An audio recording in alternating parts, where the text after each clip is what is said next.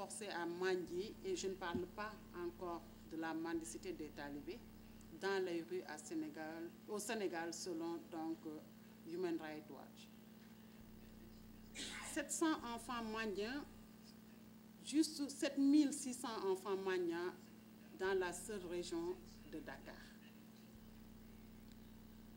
On a à peu près 12,6 à 15% des enfants âgés de 5 à 17 ans qui sont occupés économiquement et dans les rues. On parle dans ce cadre-là des petits cireurs qu'on rencontre, les enfants qui sont des porteurs, etc., dans les marchés, et même des enfants qui sont travailleurs dans les marchés urbains.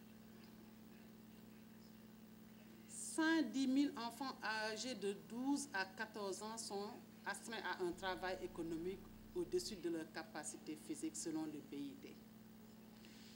Et 40% de ces enfants n'achèvent pas l'école élémentaire.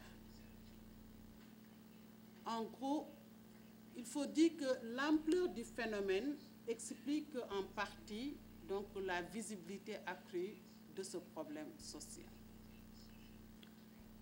Un autre fait pour nous aussi à accentuer la visibilité de ce phénomène, et c'est un fait qu'on n'a pas encore documenté, mais en faisant des observations exploratoires, on a vu que l'augmentation et la transformation aussi des villes, c'est un autre problème. L'augmentation et la transformation des villes, mais surtout à la gestion malsaine de l'espace public dans nos villes. Je vous ai parlé de ces mendiants qui sillonnent les rues de Dakar, mais encore, il faut voir qu'il y a une gestion malsaine des espaces publics parce qu'aujourd'hui, c'est dans les rues que les gens vont faire leurs petits besoins. Et on a même vu des familles qui préparent aux alentours des marchés, etc. Ce qui veut dire qu'il y a une gestion malsaine, malpropre donc, de nos villes. Et qu'il y a aussi le problème de l'accessibilité facile de nos frontières. Je ne vais pas insister davantage, c'est un débat, mais ce qu'on a remarqué aujourd'hui qu'au Sénégal, parlant de la problématique des enfants travailleurs ou bien des enfants qui sont dans la rue d'une manière générale, une bonne partie nous viennent donc de la sous-région. Et pourtant, ce qui montre l'accès facile donc, à la ville du fait que les frontières sont imperméables, etc. La visibilité des enfants et des jeunes en situation de rue donc, est une ligne particulière de ce problème social depuis les années 90. Cette visibilité explique les raisons qui ont attiré, bien sûr, les autorités publiques et les décideurs institutionnels. Cependant, ce qu'il faut noter, c'est que la réaction timide des interventions de l'État et des études, beaucoup d'études l'ont démontré. Il y a beaucoup d'organismes qui militent ou bien qui travaillent sur cette problématique. Beaucoup d'ONG, beaucoup de programmes. Je ne vais pas revenir sur les politiques de l'État sénégalais, mais depuis les années 80, l'État sénégalais a ratifié pratiquement toutes les conventions relatives aux droits des enfants, etc. Les textes élaborés donc pour des actions ponctuelles visant cette catégorie n'ont pas été appliqués. Je l'ai bien dit, l'État a effectivement ratifié toutes ces conventions, mais la plupart du temps, c'est des problèmes d'application qui demeurent.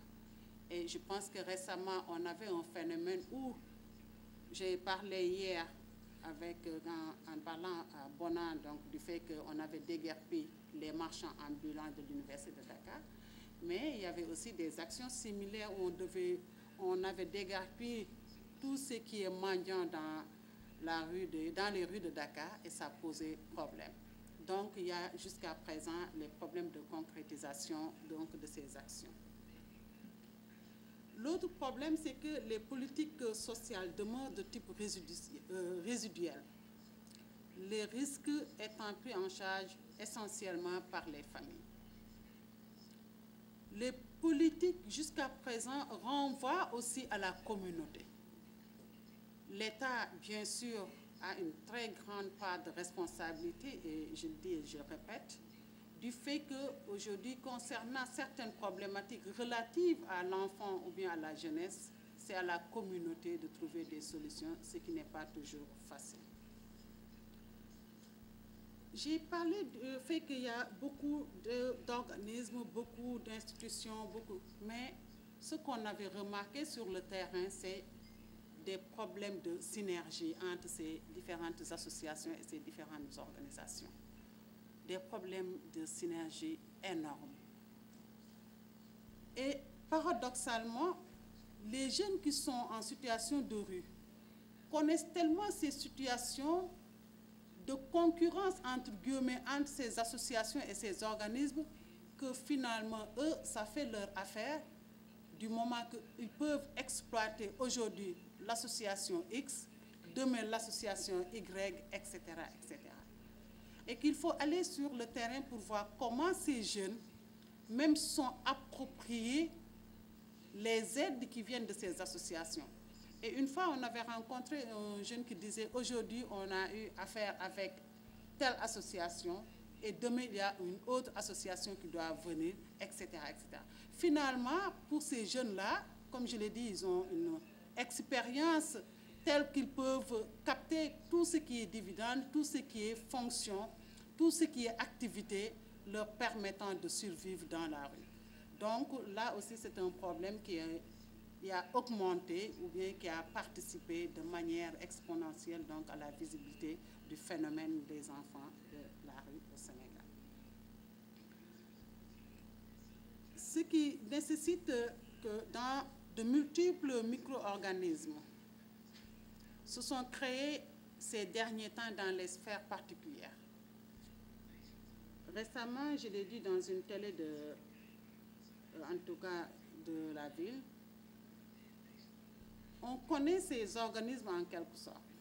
On connaît certaines ONG, on connaît certaines associations, mais on n'a jamais fait un travail de documentation pour voir quel est l'impact du travail de ces associations sur les enfants. Est-ce que réellement les programmes, les projets mis à disposition pour lutter ou bien pour améliorer les conditions de vie de ces enfants sont en phase avec les besoins de ces enfants eux-mêmes? On ne s'est jamais posé ces genres de questions. Quelles sont les causes? Je disais qu'on n'a pas besoin de s'attarder sur les causes aujourd'hui qui font qu'on a ces problèmes de situation de rue, etc. Quelles sont les interventions? On a vu qu'il y a effectivement des interventions et que depuis plus de 20 ans, c'est des interventions qui demeurent, mais on n'a jamais eu à faire un travail de documentation pour voir quel est l'impact de ces interventions sur ces enfants, etc. Ce qui aussi a contribué à augmenter la visibilité de ce phénomène dans la rue. Pour revenir un peu en arrière sur les enfants qui sont dans les marchés urbains, pour faire une petite typologie, en tout cas, sur cette présentation, c'est des enfants qui avaient entre 8 et 18 ans qu'on a rencontrés, qui ont des expériences de plus de 4 ans dans les marchés, et ceux qui sont dans les rues qu'on appelle, vous m'excusez du concept, donc des enfants de la rue, donc ont capitalisé des expériences de 7 ans en moyenne, je le dis en connaissance de cause, 7 ans en moyenne dans la rue. C'est des enfants qui sont là, qui ont développé tout un tas de stratégies. On va revenir sur ces stratégies pour le cours de demain ou après-demain. Mais ce qui est très, très important à relever, c'est que, en fait, c'est malgré les actions politiques et publiques, pour résumer, c'est des enfants qui, aujourd'hui, si vous leur donnez l'opportunité de retourner à l'école, c'est des enfants qui refusent carrément, catégoriquement. Ça donne à réflexion.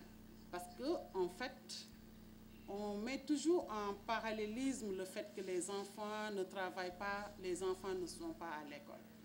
Mais en faisant des investissements sur le terrain, pour la catégorie de ces enfants, je ne parle même pas de ceux ou bien qui ont 18 ans, mais entre même 8 et 15 ans, Vous leur demandez aujourd'hui, si on vous donne l'opportunité de retourner à l'école, ils refusent. Ça pose problème. Pourquoi je les considère encore, pour résumer, comme des adultes à part entière? Vous leur demandez pourquoi vous ne voulez pas aller à l'école, dit que nous avons commencé à capitaliser des expériences de rue. Il suffit à l'État de nous accompagner. Et là, je parle pour la catégorie spécifique des adolescents travailleurs. Il suffit à l'État de nous accompagner pour qu'on puisse développer nos petits commerces, etc. Aujourd'hui, donc, l'école ne leur fournit plus ces genres d'opportunités où on peut avoir de l'argent, je ne dirais pas facilement parce que ce n'est pas facile, mais c'est des gens qui ont commencé à goûter au plaisir d'avoir de l'argent, donc au plaisir d'être plus ou moins indépendant. Et peut-être pour le troisième cours, on va revenir sur la question intéressante de Nia qui demandait est-ce qu'on peut parler d'autonomisation si on développe des activités de survie. Je pense que je vais terminer par là pour cette première présentation des concepts et qui sont ces enfants dans la rue, qu'est-ce que c'est qu'un travailleur dans la rue ou bien un travailleur tout court, parlant de la jeunesse, parlant de l'enfance, parlant de l'adolescence. Et que demain, on va revenir sur les notions de pourquoi la pauvreté et l'exclusion aujourd'hui sont des concepts clés qui accompagnent le phénomène des enfants ou bien la problématique des enfants dans la rue ou bien dans les marchés urbains, etc. Voilà un peu en gros brosser sur la conceptualisation de qu'est-ce que c'est que la jeunesse africaine dans les villes, pourquoi dans les villes, pourquoi l'espace urbain et pourquoi sont considérés comme des problèmes sociaux au détriment d'autres problèmes sociaux.